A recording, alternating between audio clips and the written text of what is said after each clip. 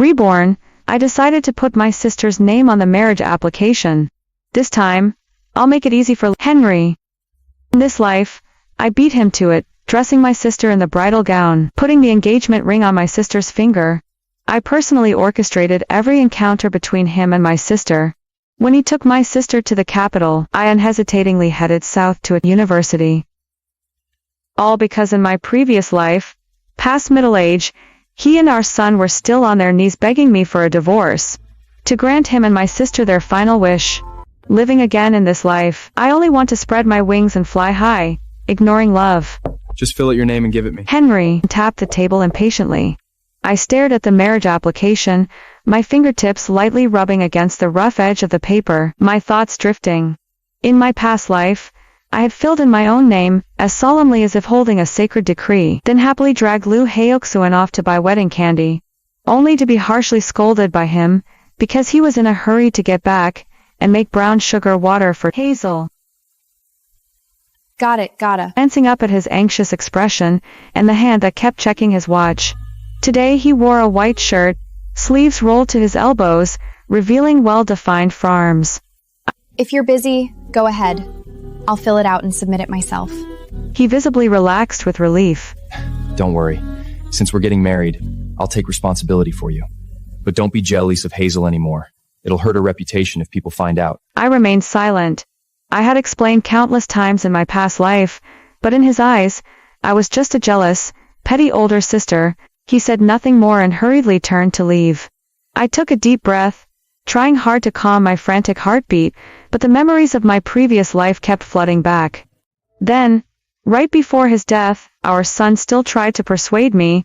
Auntie, in any way. Dad has been with you for so many years. You should let go. I looked at my indifferent husband by the hospital bed. He didn't say a word. That deathly silence was his tacit agreement. I bit my lower lip hard until I tasted a hint of blood, before slowly letting go.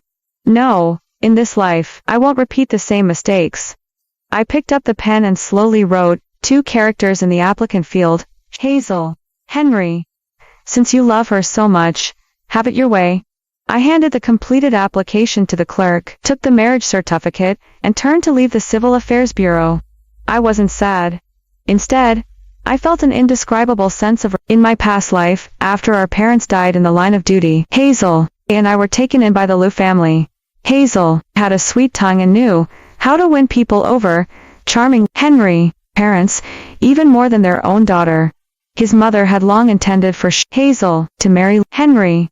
Hazel, they said, I don't want to compete with my sister, which made Lou Henry willingly marry me. In reality, she was just stringing him along, because back then, Henry was only a company commander, and she was waiting for someone better. I went to the school to ask about the preparations needed for university, including tuition and living expenses, before feeling relieved enough to head back. Returning to Henry, family quarters, I'd barely entered when I heard Hazel, coquettish voice, Zwanch, Bring it back to be served me so in just all.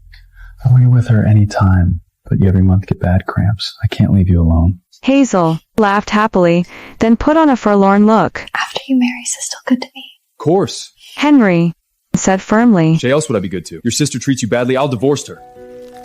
I clenched my fist tightly to hold back the overwhelming sadness. So even living again, hearing my husband speak so coldly of me still hurt. I composed myself and walked inside as if nothing was wrong, and came out of Hazel's room, with an awkward look on his face. I just checked on Hazel. She wasn't feeling well. I hummed faintly and turned to go to my room. In my past life, I fought with him countless times over their inappropriate closeness. This life, I won't waste time or energy. Called out to me. Rose, should we buy wedding candies for the military wives? He's trying to compensate for not arguing. No need. No point in formalities. He paused, probably finding it hard to imagine that I would refuse such an offer. Hazel came out of the room, all aggrieved and innocent. Is sister mad because brother took care of me? I saved for half a year to buy that.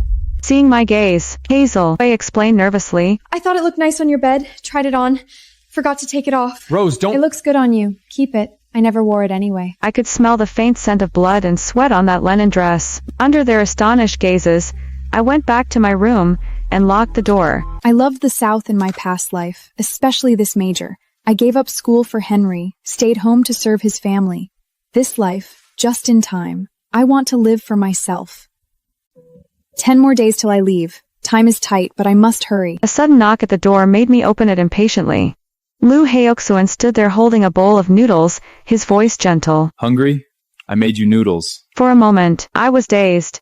In my past life, he was either icy cold or vicious with his words. It had been a long time since I'd seen this tender side of Lu Heoksuan. No thanks. I ate out. That can't be. Since when are you willing to spend money? His words stung. I used to be frugal, saving most of the money I earned from odd jobs to spend on him, to buy him things. Now I was going to university, and there were so many expenses. I had to count every penny. I looked up at him, my voice calm. I gave you 50 yen a few days ago for wedding supplies. You never bought them. Give it back. He paused, then explained awkwardly. I used it to buy leather shoes for Hazel. I couldn't help but sneer. Same old thing. So boring. If nothing else, I'm going to bed. I'll pay you back tomorrow. His tone held a hint of anger. We're married. Must you be so petty? I couldn't help but snort. So I can't even mind you spending my hard-earned money on someone else? Knowing he was in the wrong, he still stubbornly muttered. Unreasonable. I couldn't be bothered to argue further, and slammed the door shut. Over the next few days, I sold off some worthless belongings, those memory-filled tokens from my past life. Now, they just seemed like cheap trash. I packed them all up and sold them cheap to a junk dealer, getting a bit of money in return. That afternoon, while I continued packing, Henry stood in front of me, holding 50 yuan, his tone stiff. Here's your money. I took the money and nodded. Thanks. He looked at me, his gaze complex, then fell on my packed luggage. I'm taking Hazel to Beijing with me first. Stop packing. I didn't stop packing, just nodded. He seemed a bit unsettled by my attitude, looking uneasy. What's wrong with you lately? You're like a different person. I turned impatiently. I don't want trouble. Henry doesn't love me, but if he finds out I put Hazel on the form, he might make remarry him. I don't want anything to do with this poor. Nothing much. I'm just getting my things ready. You'd sent you leave for the capital. I will move back to the sun side. It's not that I don't want you to come with me. Hazel has never been to the capital and wants to see it. I'll come pick you up in a few months. I nodded absently. In my past life, he never sent for me for 8 years. Not until Hazel married a high-ranking military officer in the capital did he, disheartened, finally bring me there. He seemed uncomfortable with my demeanor. Usually, whenever we were alone, I would chatter incessantly. Now that I was being sparing with my words, he seemed restless. Didn't you always want to take wedding photos? Let's go to the photo studio tomorrow. No way. I plan to buy some necessities for university tomorrow. Just as I was about to make an excuse, Hazel came in. Henry, what photo studio? Hazel wants a picture too. Henry smiled and ruffled Hazel's hair. We'll all go together tomorrow. You two go ahead. I'm busy tomorrow. Lu Heoksuan frowned. What's more important than taking wedding photos? We're going first. I'll go shopping with you later. Listen to me and be good. Sister, you're not avoiding me, are you? Hazel whined. Fine.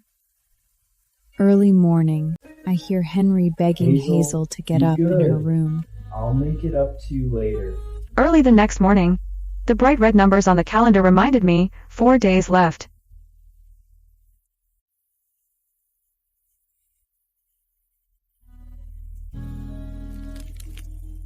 "4 days and I'm free of this." Just as I was growing impatient waiting, they finally dawdled out of the room.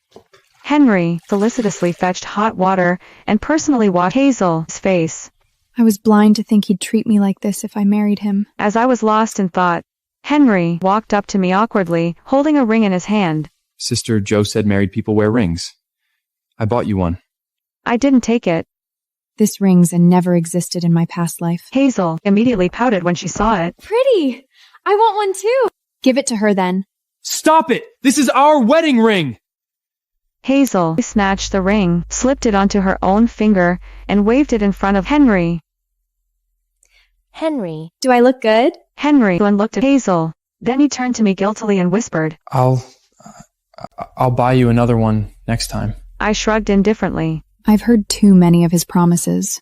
None kept. At the photo studio, Hazel went first, even taking several couple-style shots with Henry. When it was my turn with Henry, the photographer had just raised his camera when he awkwardly lowered it. Oh dear, sorry, we've run out of film. I was secretly thrilled, but my face showed nothing. Oh, well, forget it then. Walking out of the studio, Henry pulled a train ticket from his pocket and handed it to me. It was a standing ticket to the capital. I didn't mean to leave you. I'll settle in Beijing and wait for you. 3 days and nights to Beijing. How does he think I can stand? And there's only one military spouse spot. Where does he expect me to live? Asking now won't help. Seeing me accept the ticket, Liu Heoxuan visibly relaxed. Don't worry. Even if you don't live in the compound, you're my only wife. I'll treat you hell. I only see Hazel as a sister. My expression softened slightly. When had he ever spoken such soft words before?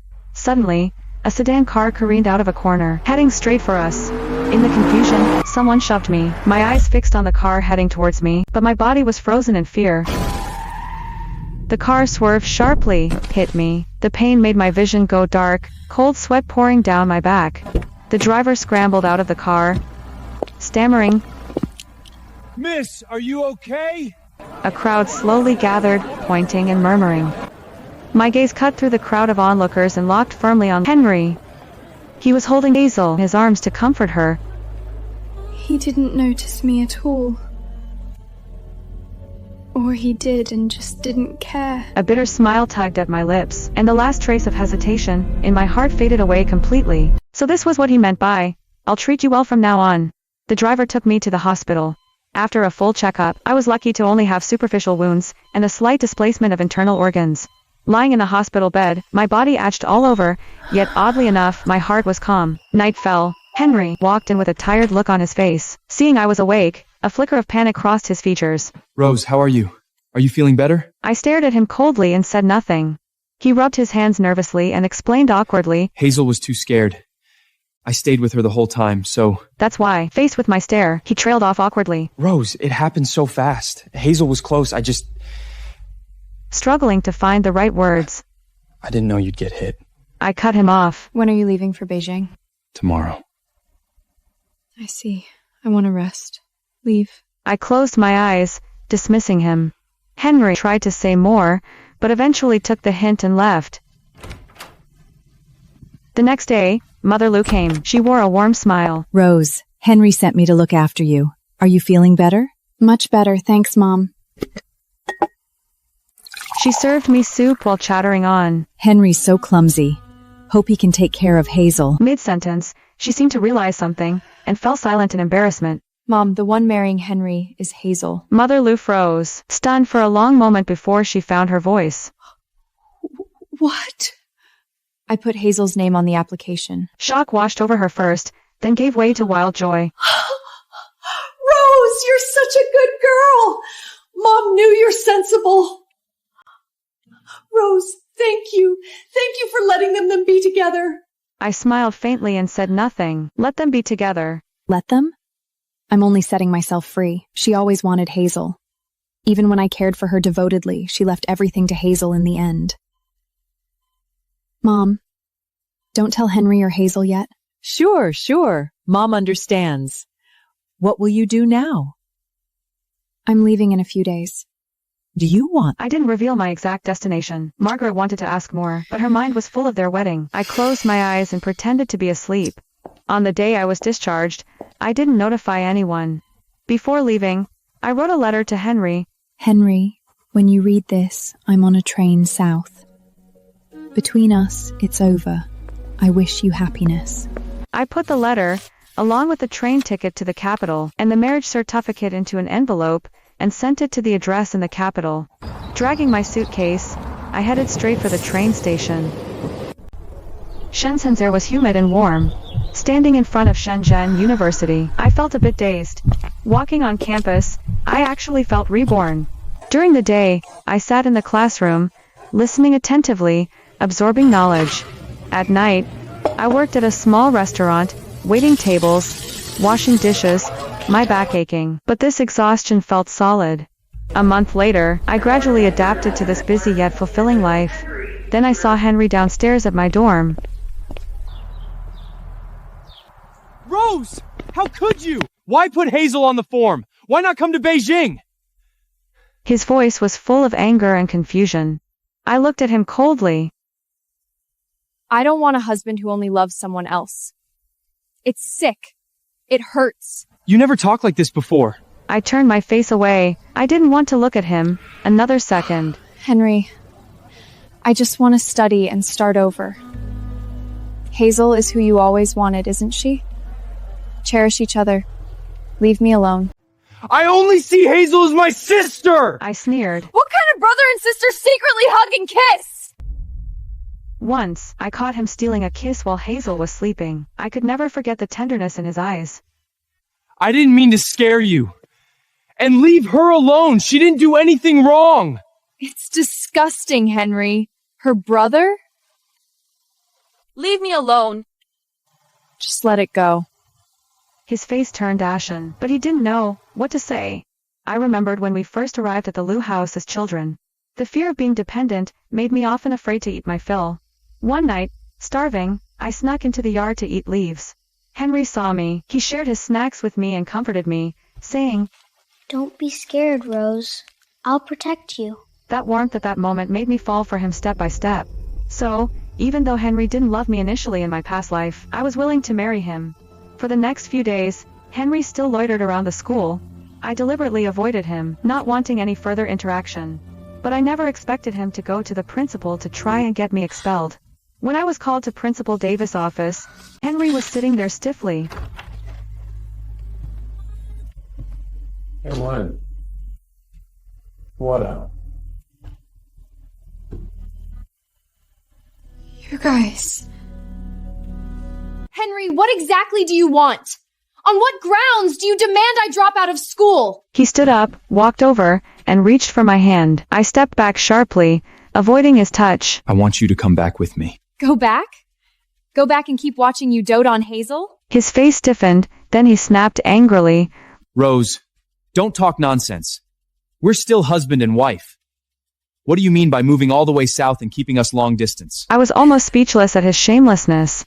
Henry, your legal wife is Hazel. Her name is on the marriage certificate, and she is the one you truly yearn for. His face turned purple with rage, and he ground his teeth. That was a mistake! Mistakes must be corrected! My past behavior misled you. I won't do that again. My heart turned cold. I'd heard this line before, in my past life. And he'd still ended up all lovey-dovey with Hazel.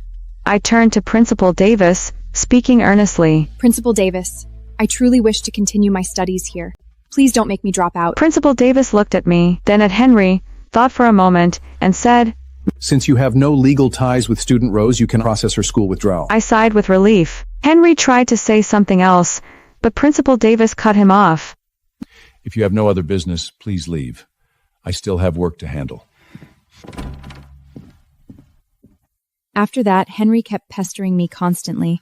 I was disturbed all the time, and my study efficiency dropped a lot. What gave me even more of a headache was that Hazel also showed up. Divorce me, Brother Frisbee. I don't want to steal you from my sister. I'm such a vagrant. I'm sorry, sister. She tugged at Henry's sleeve, sobbing uncontrollably. Henry, pained, pulled her into his arms and gently patted her back. Don't cry, this is not your fault. It's all my fault for wronging you. Hazel cried pitifully, making as if to kneel before me. Don't kneel. It's all my fault. His wrist beggared. I got her my tresses. More and more students gathered around, pointing and whispering. I couldn't be bothered to watch the farce any longer. I turned and left. If they want to act, let them. I'm not playing along anymore. A day. I threw myself back into my studies, joined the university's math club, and met Ethan Green. He was tall and slim, wore black-rimmed glasses, and had a sunny smile. He was great at math and often tutored me. As time went on, we got to know each other. Just when I thought my life was finally on track, Henry's letters arrived, one after another, relentless. "Rose, are you still mad at me? I know I was wrong. Please come back. Rose, Hazel is pregnant. The baby is mine. Rose, isn't your sulking lasting a bit long? What do you want me to do for you to forgive me?" I tore his letters to shreds and threw them in the trash. I don't know, what makes him think I'd change my mind now? Thick skin, probably. The restaurant where I worked part-time smelled of cooking oil. I was busily cleaning tables. I looked up and saw Ethan sitting in a corner. He gave me a small smile. I avoided his gaze and continued working. When my shift ended, he was still sitting there. Let's grab something to eat. He pointed to the seat across from him. No thanks. I've already eaten. I declined, but my stomach chose that moment to let out an embarrassing rumble. He chuckled softly. There's no need to be shy. Take a seat. I ate with my head down, completely forgetting my manners. Slow down, no one is rushing you. Halfway through my meal, I felt a tickle on my nose. Looking up, I saw Ethan smiling at me, holding a grain of rice between his fingers. Is your face also hungry for food? He teased. My face flushed bright red, and I looked down in embarrassment. I knew he liked me. His eyes didn't hide it. But right now, I just wanted to focus on my studies. Everything else could wait. Winter break arrived. Margaret Luss' phone calls came one after another, urging me to come home for the new year. After all, they had raised me. I couldn't be completely heartless. After much thought, I bought a ticket, packed gifts, and returned to Sean City. I'd barely stepped through the Liu family's front gate when I heard sharp yelling.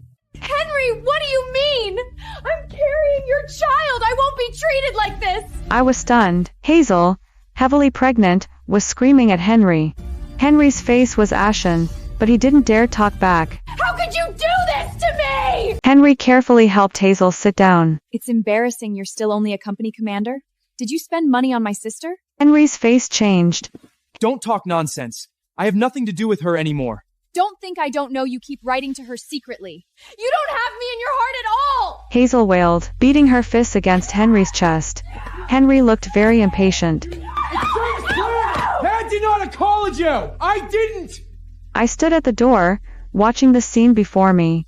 It was absurd and laughable. In the end, he was just someone who wanted what he didn't have, fundamentally unfaithful. Margaret Liu was the first to notice me. She took my hand, her tone a bit ingratiating. I pulled my hand back and said calmly, I'm tired. I want to go back to my room to rest. Margaret's expression froze for a second, but she didn't say anything else, just turned back to coaxing Hazel in a low voice. A far cry from the overbearing mother-in-law I remembered from my past life. Back in my room, I pulled out a New Year's gift from Ethan from my luggage, a red cashmere scarf. I wrapped the scarf around my neck, looked at myself in the mirror, and felt the corners of my mouth lift involuntarily. That evening, there was a knock at my door. I opened it to find Henry standing there, looking haggard and uneasy. Ranran, I need to talk to you. He rubbed his hands together, gathering his courage. You've always been the one I want to marry. I've always been waiting for you. Hazel. Temper is getting worse, and she spends money recklessly. Do you even believe what you're saying? You waited for me while getting Hazel pregnant? What do you take me for? His face flushed red, panic filling his eyes. There's nothing to explain. You have a child with Hazel now. There's nothing more to talk about. Wish you two a long, happy life. He was silent for a few seconds, as if remembering something. I've been having dreams lately. Dreams of marrying you. He paused, You were a hint of pain in his voice. You were gentle and virtuous, taking care of my parents at home. But in the dream, I only had eyes for Hazel, neglected and hurt you. I'm a total bastard. I even forced you to divorce me for our son's sake. I was surprised. He was dreaming about our past life. He covered his face painfully. I'm sorry for the you in the dream. I want to make amends. I suppressed my raging anger, my voice icy. If you really want to make amends, live a good life with Hazel. Don't come near me again. It's better for both of us. His eyes dimmed, a hint of reluctance in his voice. But I still think you should be my wife. My patience finally ran out. I directly showed him the door. Henry, you should leave. This is not your place. He stood up dejectedly and walked heavily out of my room. I watched his back, not a ripple of emotion in my heart. Past life or present life, he always wavers between two women, greedy for everything. Since Henry and Hazel are staying here, I have no reason to remain. The Liu family was never my home. The next morning, I packed my bags and knocked on Margaret's door. I slipped a bank card into her hand and said calmly, Auntie, thank you for raising me all these years. The money in this card is my savings, as repayment for your upbringing. I can't take this. Please take it. I picked up my luggage. I have school matters to attend. I'm leaving now. With that, I left the Liu house, without looking back. Not a trace of regret. The ticket window line was long. By the time it was my turn, tickets to Shenzhen were sold out. The next available ticket is 2 days later. I ran my hands through my hair in frustration. Where can I stay now? I can't sleep on the street. Just as I was at my wit's end, Ethan appeared in front of me, carrying several large bags. His face lit up with a surprised smile, and he walked over quickly. I was also a bit surprised, smiling as I greeted him. Rose. Ethan, you're from Shawn City too. Yeah. And you? You don't have anywhere to stay.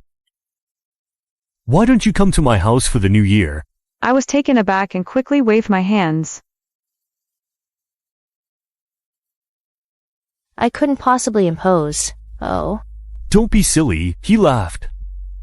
It's just my grandmother and me at home. It's quite lonely. Having you there would liven things up. He paused, then added, Please, Rose. Just think of it as keeping my poor grandmother company. His pitiful expression made me laugh despite myself. Unable to refuse his sincerity, I finally agreed. Walking out of the station, a cold wind blew. Seeing this, Ethan immediately took off his own coat and draped it over my shoulders. Shawn City is much colder than Shenzhen. I shook my head, but a wave of warmth surged in my heart. Ethan's home was in the old district of S City, a charming two-story building from a bygone era. A silver-haired old lady stood at the kitchen door, watching us with a beaming smile. Hello, Ethan. Who is this young lady? Her gaze fell on me, and she said happily, Oh, you brought such a beautiful girl home. I shyly lowered my head. Grandma, this is Rose. She's my friend. Oh, hello, dear. Come on in. Get warm. Eleanor busied herself cooking dumplings while Ethan Let me take that for you. helped carry my suitcase to the guest room. The room wasn't big, but it was clean and tidy. The bedding smelled of sunshine. Have a rest.